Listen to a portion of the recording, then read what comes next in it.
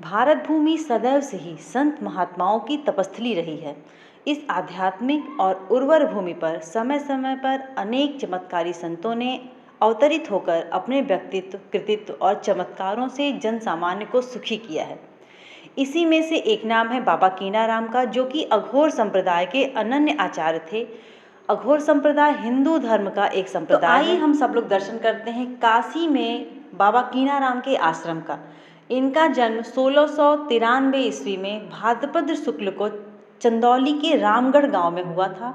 12 वर्ष की अवस्था में ही इनका विवाह तो हुआ, लेकिन वैराग्य हो जाने के कारण गौना इन्होंने नहीं कराया और उसके बाद इन्होंने देश के विभिन्न भागों का भ्रमण किया और भ्रमण करते हुए गिरनार पर्वत पर बस गए।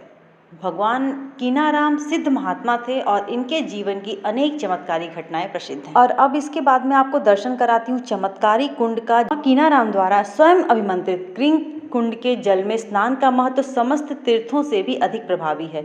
यहाँ पे संतान की कामना के लिए, या फिर अगर आप चर्म रोग के निवारण चाहते हैं, चर्म रोग से परेशान है उसका निवारण चाहते हैं, या फिर अगर आप संतान का सुख से वंचित हैं और संतान सुख की प्राप्ति करना चाहते हैं, तो यहाँ पे स्नान मात्र करने से आपकी सभी समस्याएं दूर हो जाएंगी।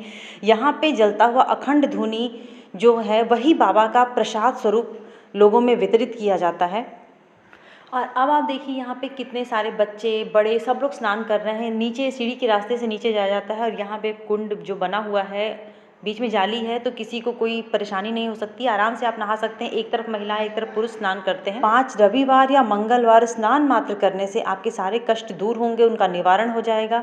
या फिर अगर आप स्नान नहीं कर पा रहे हैं तो हाथ मुंह धोकर के आचमन भी कर सकते हैं। बस नियम ये है कि आप वहाँ पे जब भी जाएं सूर्योदय से पहले जाएं और वस्त्र अपना वहीं पे छोड़ दें। जो भी आप पहन के गए रहे हो, जिसको पहन के आपने स्नान किया है, वो वस्त्र वहीं आप छोड़ दें और दूसरा वस्त्र पहन करके आप बाबा कीनाराम का दर्शन करें। और अब मैं आपको दिखाती हूँ परिसर के आंगन में शीशे के फ्रेम में तख्त रखा गया है, जो कि बाबा अघोराचार्य का विशेष आसन हुआ करता था, जिस पर वो विशेष अवसरों पर ही विराजमान हुआ करते थे। और बाबा के समाधिस्थ होने के बाद यह चमत्कारी आसन उन्हें ढूंढने निकल जाया करता था और बाद में तत्कालीन आचार्यों ने इसका वंदन पूजन करके इसे स्थिर किया।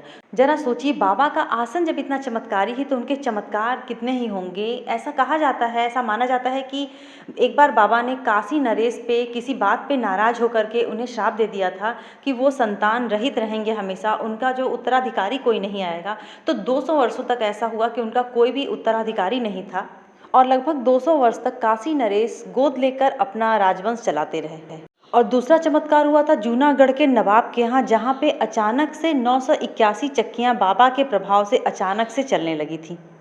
तो ऐसे ही बाबा के बहुत सारे चमत्कार संसार में प्रचलित हैं। तो ये जो बाबा का आश्रम है, अघोराचार्य का जो ये आश्रम है, ये रविंद्रपुरी मार्ग पर स्थित है।